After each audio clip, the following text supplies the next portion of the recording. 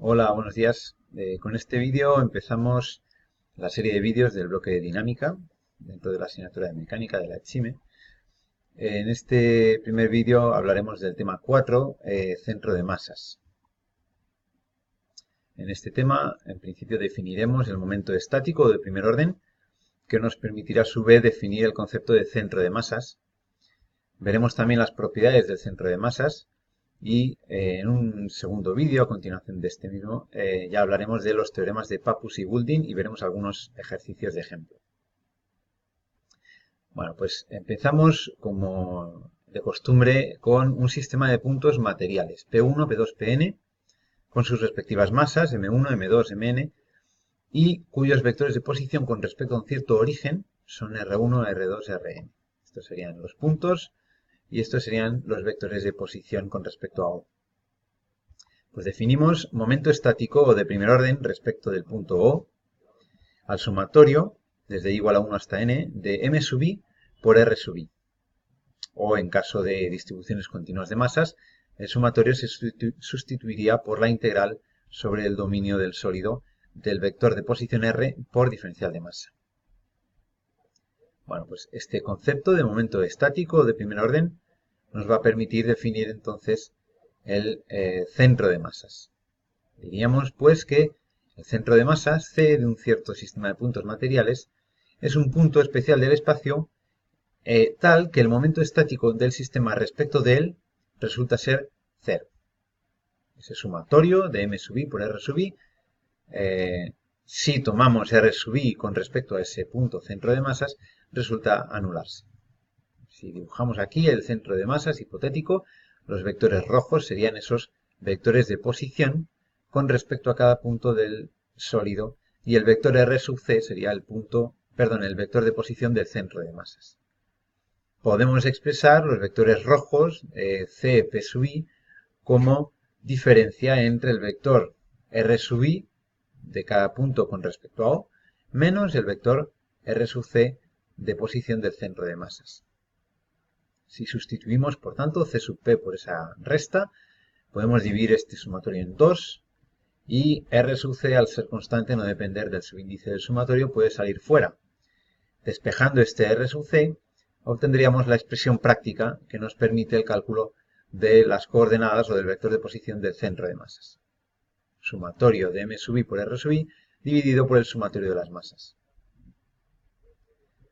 Bueno, este punto evidentemente es único en el espacio asociado a cada sólido y da una idea pues de la distribución de la masa de este sólido. Bueno, si consideramos ahora un triedro cartesiano ortogonal con origen en el punto O, podemos referir el vector de posición de cada punto material a sus tres coordenadas.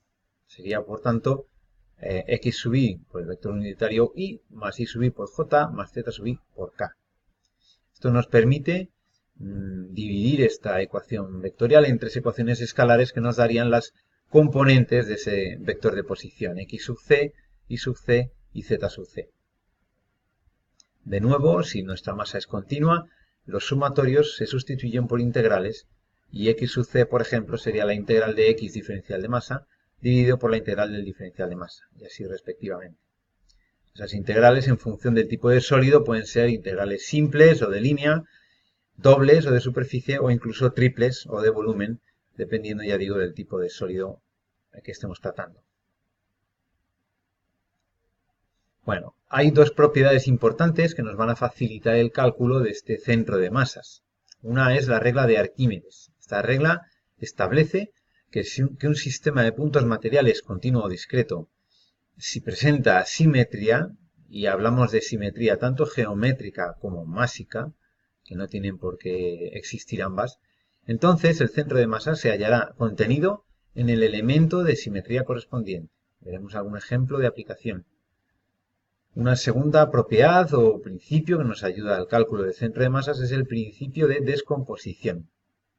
Este principio dice que si un sistema de puntos materiales continuo o discreto está compuesto por n partes, cada una de ellas con su respectiva masa, m1, m2, mn, y con posiciones de cada una de esas partes de sus centros de masa respectivos, rc1, rc2, rcn, Entonces, el centro de masas del conjunto, del sistema completo, se puede obtener considerando cada una de las partes como si fueran puntos materiales con masas, la masa de las partes. Es decir, el R sub C global podría ser calculado, por tanto, como el sumatorio de masas de cada punto por R sub I dividido por el sumatorio de sus masas. Se puede dividir el sumatorio del numerador en diversos sumatorios que aglutinan los puntos materiales de cada parte.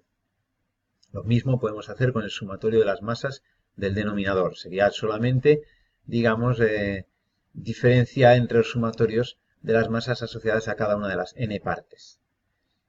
Por definición misma del centro de masas, por ejemplo, de la parte 1, llegaríamos a la conclusión de que este sumatorio de m sub i por r sub i en esa parte 1 podemos calcularlo como la masa de esa parte 1 por el vector de posición de su centro de masas. Así pues, podemos sustituir cada uno de los sumatorios del numerador por la masa de cada parte por el vector de posición de cada una de esas partes. Así pues, la expresión que obtenemos es una expresión análoga a la que define el propio centro de masas, tan solo considerando cada una de esas partes como un punto material de posición RC sub i y de masa M sub i. Bueno, vamos a ver un pequeño ejemplo de aplicación de cómo se calcularía un centro de masas en este caso. Contamos ahora, por ejemplo, con un cono de revolución invertido con el vértice coincidente con el origen de coordenadas y el eje de ese cono coincidente con el eje Z también del sistema de coordenadas. La altura del cono es h, el radio de la base R mayúscula. Y es un cono de densidad homogénea ρ. Bueno, pues en primer lugar vamos a intentar analizar las simetrías de este sólido, a ver si nos facilitan por esa regla de Arquímedes la selección, digamos, o el cálculo del centro de masas. Este es un cono de revolución, por tanto el eje Z es un eje de revolución, o lo que es lo mismo, es un eje de simetría de ese sólido. Por tanto, la regla de Arquímedes establece que el centro de masas estará contenido dentro de ese eje de simetría. Por tanto, eso ya nos proporciona dos de las tres coordenadas, puesto que x e y serían 0 en este eje Z, y la cota del centro de masas en Z es la que tendríamos que calcular. Bueno, para calcular esa cota Z necesitamos determinar un diferencial de masa que nos permita calcular esta integral. Podemos seleccionar un diferencial de masa sencillo, por ejemplo, cuya, digamos, apilación consecutiva de distintos diferenciales de masa nos dé lugar al sólido. Uno que se nos ocurre, por ejemplo, puede ser un disco de radio R minúscula a una cierta altura Z y con un grosor, un espesor diferencial de Z. Ese disco tendría una masa diferencial de M y por tanto hay que definirla. Evidentemente sería ρ por el diferencial de volumen de este disco. Ese diferencial de volumen es sencillo, es pi r cuadrado por diferencial de Z. Por tanto, podemos sustituir este diferencial de masa ya en ambas integrales. Tendríamos una integral en la que aparecen Z y R, que son variables ambos dos. Como el diferencial de las integrales es diferencial de Z, vamos a tratar de poner el radio R minúscula en función de Z. Vemos de forma sencilla que hay una relación de proporcionalidad entre Z y la altura total del cono y R minúscula y el radio de la base del cono. Es decir, esa relación dada por el teorema de Tales sería que R sería Z por R mayúscula dividido por H mayúscula.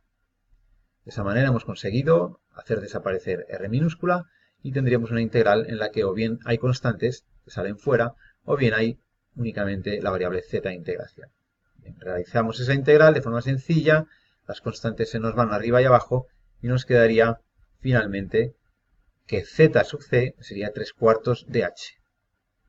Así pues ya tendríamos las coordenadas del centro de masas de este cono invertido.